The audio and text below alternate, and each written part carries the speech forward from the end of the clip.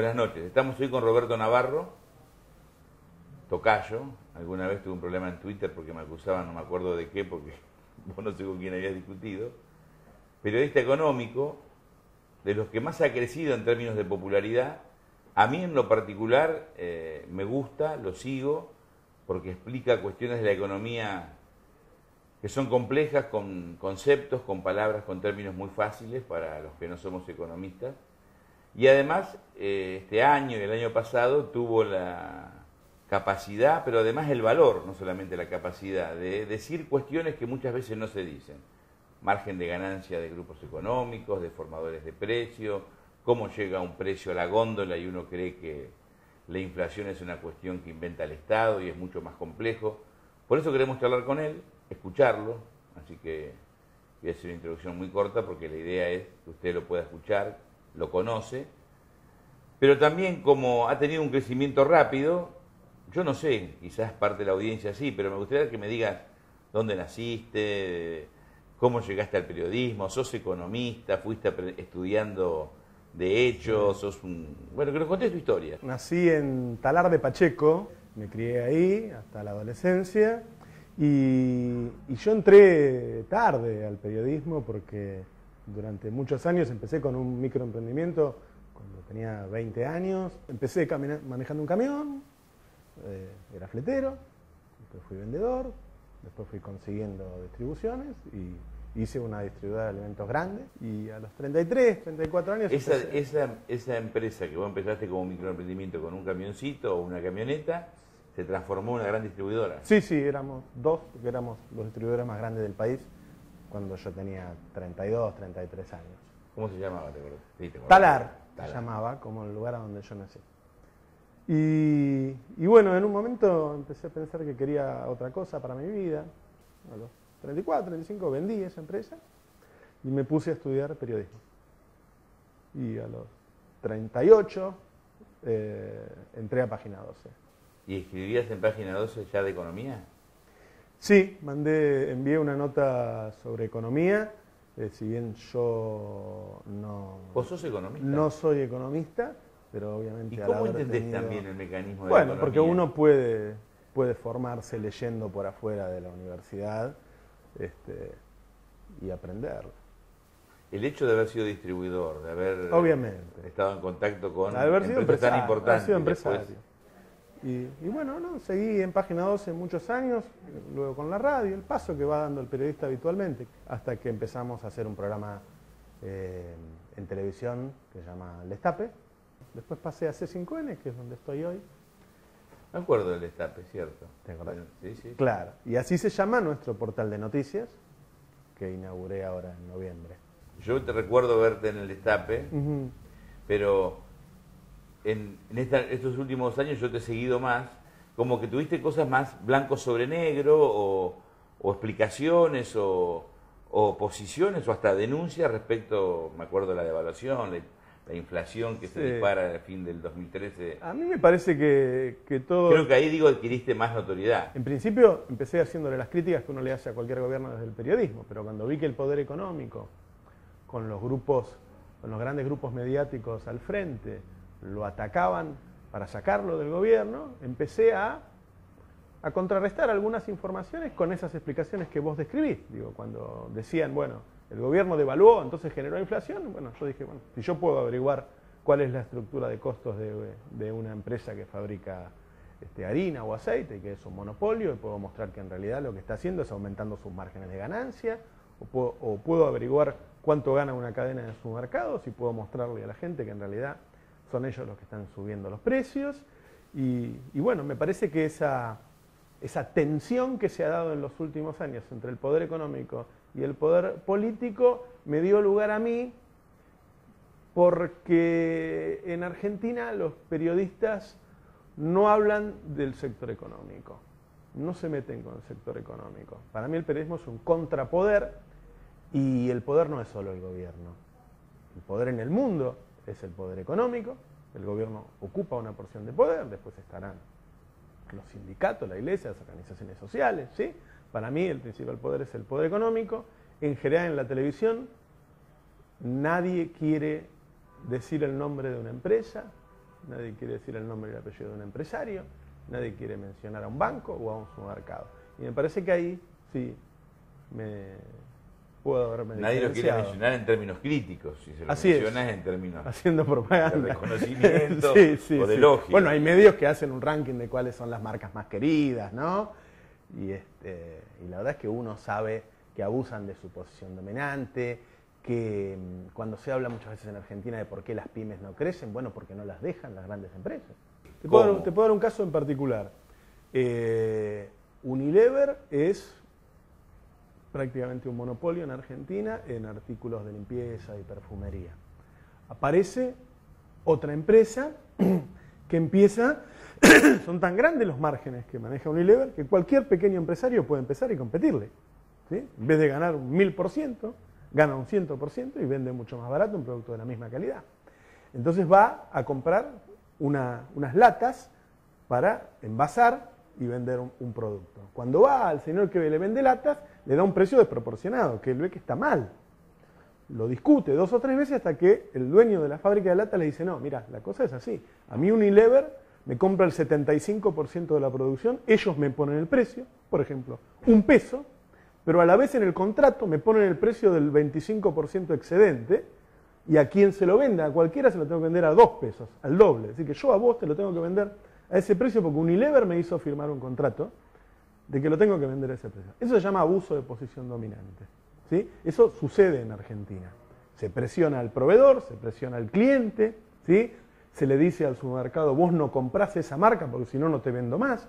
Y si no le vende más ese producto de primera marca, la gente va a dejar de ir al supermercado, ¿sí? Esas cosas suceden en Argentina, por eso cuando los políticos dicen, voy a tener políticas para apoyar a las pymes, le voy a dar un subsidio al crédito. No, las pymes no crecen porque los grandes no las dejan. Eso sucede en Argentina. Vos dijiste hace un rato que hay una tensión entre el poder económico, los grupos económicos y el gobierno. ¿En qué consiste esa tensión? ¿Por qué? Hace poco, uno de los empresarios más grandes de la Argentina, yo le pregunté por qué estaba en contra de este gobierno si nunca habían ganado tanto dinero. Y dijo, bueno, pero el dinero que yo gano no es una gracia que me concede el gobierno. Yo soy uno de los tipos que hace este país y yo gano lo que tengo que ganar. Y este gobierno no me respeta y no me trata como siempre se me ha tratado. Y me parece que es lo mismo que dice la presidenta, cuando la presidenta dice que los empresarios no vienen y no se sientan acá a decirme lo que tengo que hacer. Es cierto. Pero bueno, los empresarios estaban acostumbrados a que eran los dueños de la Argentina, a que ellos decidían cuánto iban a ganar. Y hoy eso no sucede de la misma manera, no es que hayan perdido tanto poder. Tienen límites, y esos límites no son aceptados. O sea que ni siquiera es un tema económico o de ganancia. Tema de poder. Es un tema de poder, un tema esencialmente político. ¿Y qué hay más importante en un país que quién manda? El poder es más importante que el dinero. Tenemos elecciones dentro de algunas semanas, hay pasos. En términos económicos, y yo agrego en términos políticos, porque vos acabás de configurar que el tema central es político. ¿Qué es lo que crees que está en juego en esta elección? A mí me cuesta pensar que se vaya a profundizar lo hecho. Yo tengo bastante claro qué se hizo y qué se debe.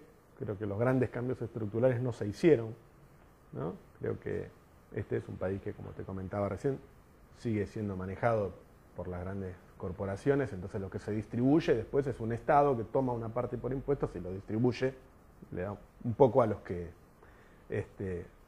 salieron desfavorecidos, pero no hay una distribución de la producción, que eso es lo que haría que el país tuviera una justicia social sustentable.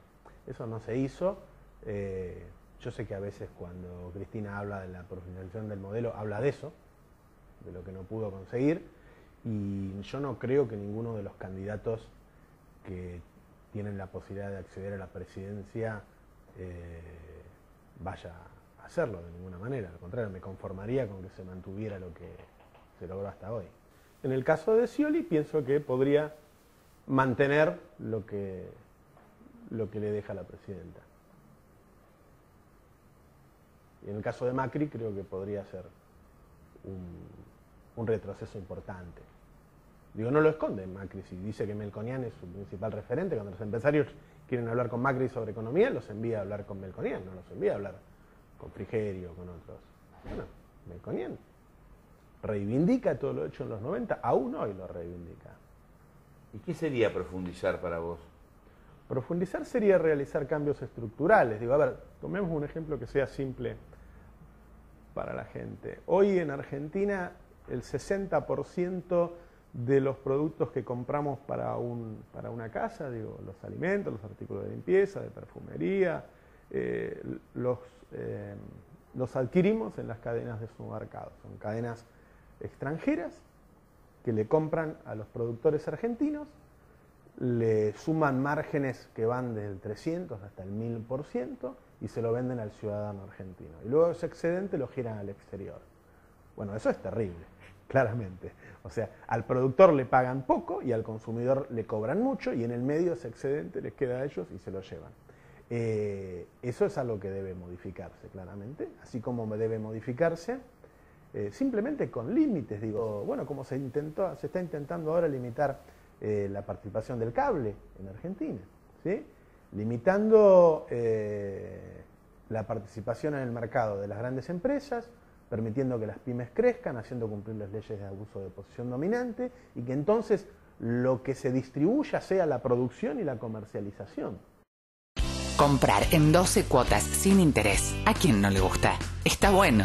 Por eso en 2014, vos, yo, todos volvimos a comprar en 12 cuotas sin interés con tarjeta de crédito de la mano del Estado Nacional. ¿Y sabes qué? En 2015, ahora 12, sigue creciendo para que la industria se siga desarrollando, la inversión aumente, vos te puedas comprar lo que querés y para que haya más trabajo para todos los argentinos. Con Ahora 12 podés comprar un montón de cosas para la casa, para viajar, para vestirte, para descansar. Y en 2015 se suman nuevos rubros: útiles escolares, libros, anteojos para leer con receta, colchones. De la mano de Ahora 12 ya se realizaron 5 millones de operaciones y hay más de 110.000 comercios adheridos en todo el país. Ya sabes, vos podés comprar lo que quieras en 12 cuotas sin interés y el Estado te lo financia.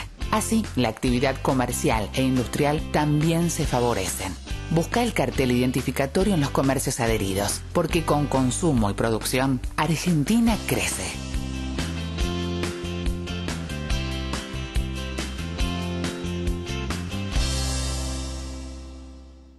¿Te acordás que hace poco te contamos que los consumidores íbamos a estar mucho más protegidos? Es porque ya implementamos un nuevo sistema de solución de conflictos. Si tuviste problemas con algo que compraste o con un servicio que contrataste y la empresa no te dio una respuesta adecuada, ahora tenés Consumo Protegido.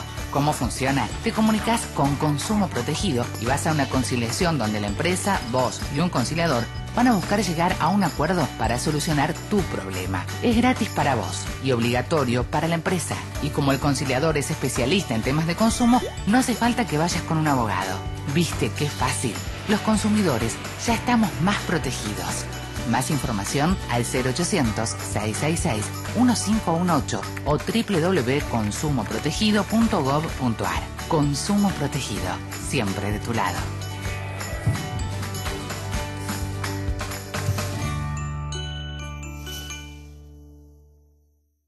¿Quiénes deben vacunarse contra la gripe?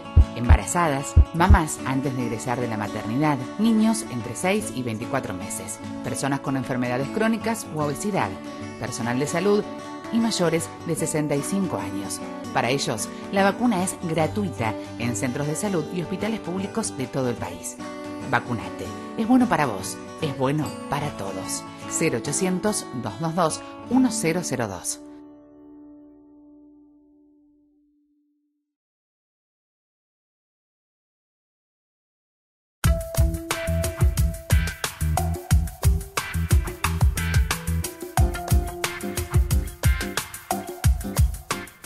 Habiendo descrito algunos temas centrales para profundizar y teniendo en cuenta la actual coyuntura política económica de Argentina, de la región, el mundo, ¿cuál pensás que son los principales problemas que debe afrontar en lo económico el futuro presidente?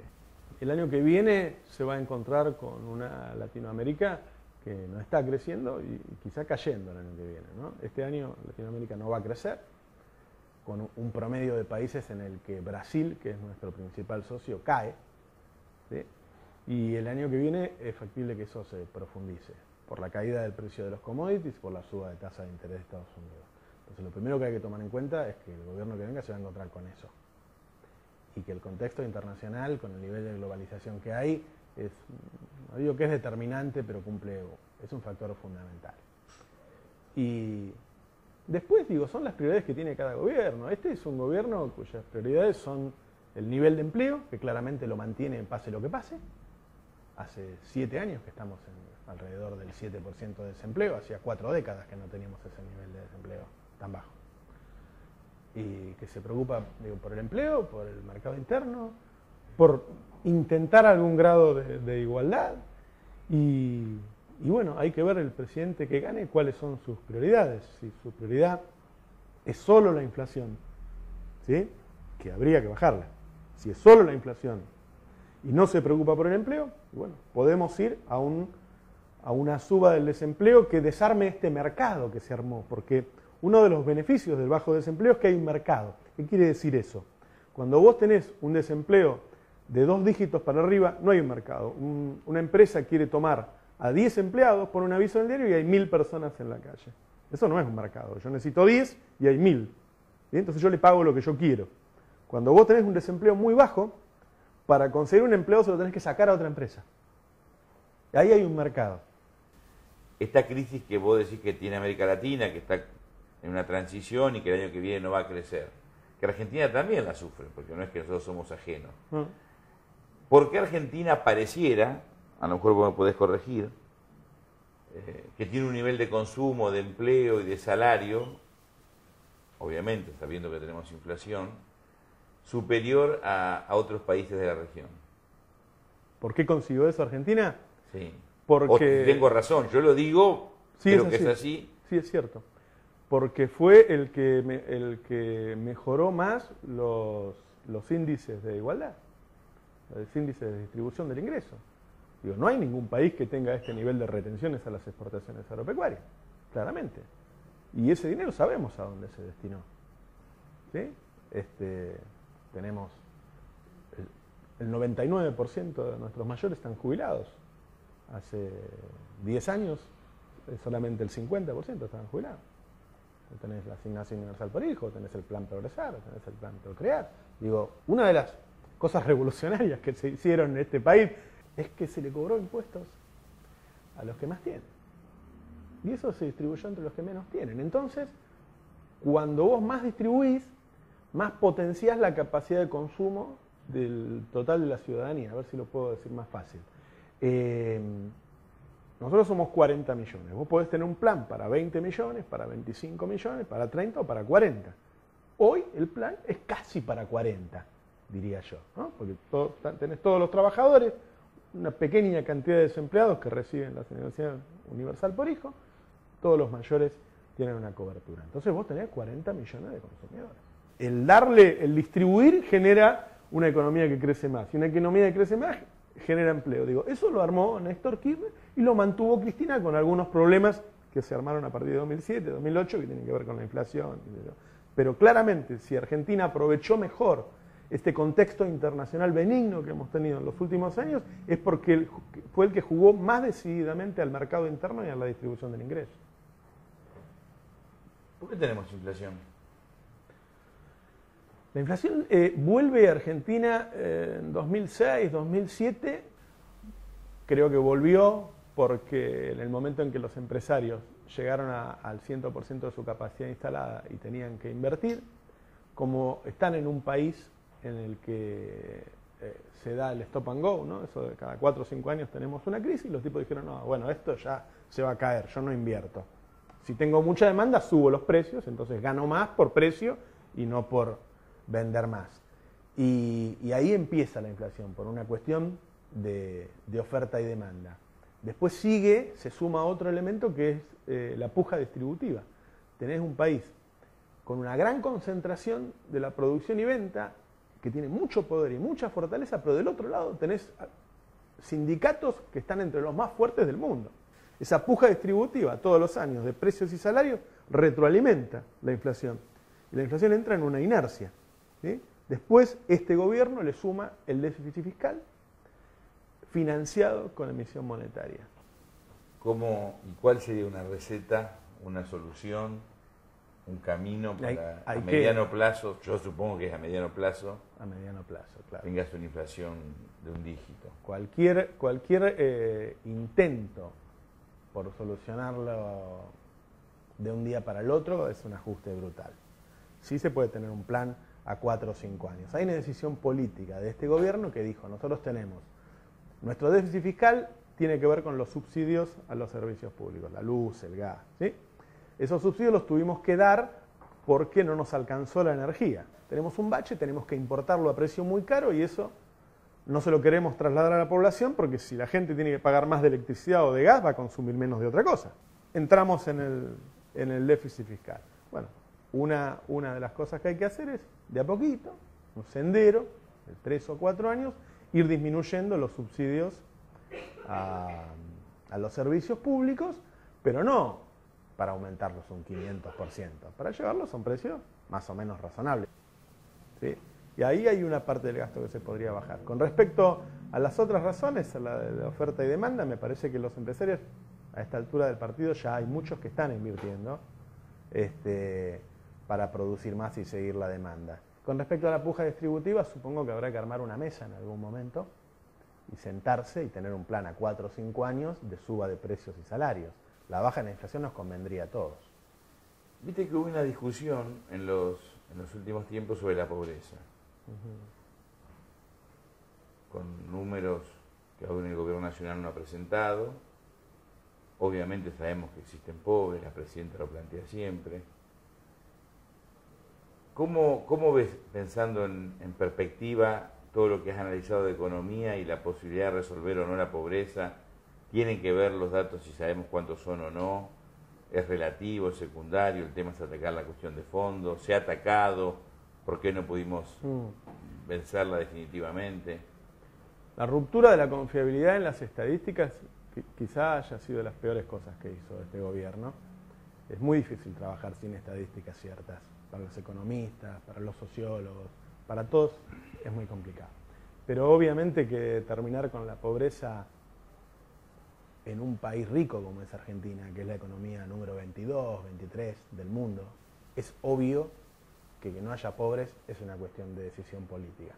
Pero no es nada más que decisión, obviamente, porque yo creo que en este caso la presidenta de esa decisión la ha tenido.